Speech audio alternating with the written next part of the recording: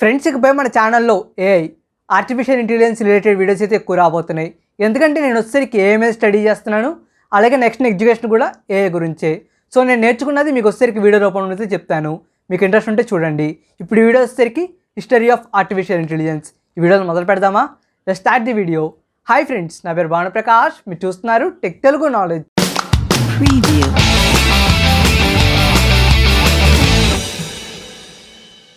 Artificial intelligence ఈ concept ఇప్పుడు కాదు, గ్రీక్స్ టైంలో వచ్చింది.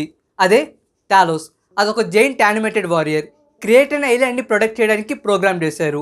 అది జస్ట్ ఐడియా మాత్రమే. దాన్ని ఇంప్లిమెంట్ చేసింది 1950లో. 1950లో యాలన్ ట్యూరింగ్ అనే పర్సన్ న్యూస్ పేపర్లో ఒక న్యూస్ పబ్లిష్ చేశారు.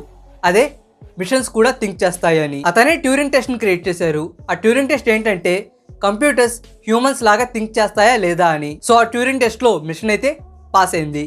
1951 ఇయర్లోనే ఏఐ గేమ్ వచ్చింది. క్రిస్టోఫర్ స్ట్రాచ్ అనే పర్సన్ ఫెరిటీ మార్క్ 1 మిషన్ని యూజ్ చేసి చెకర్స్ ప్రోగ్రామ్ రాశారు.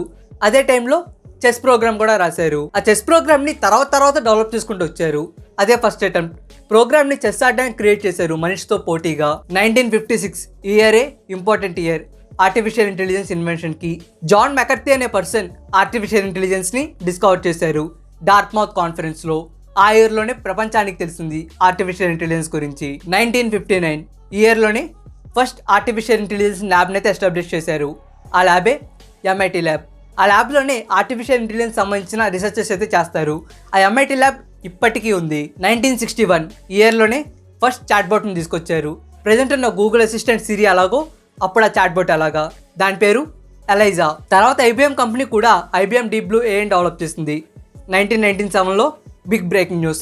IBM Deep Blue AI beats world champion అని. IBM Deep Blue AI world champion అయిన కాస్పరోవ్తో చెస్ ఆడి ఓడిచ్చేసింది.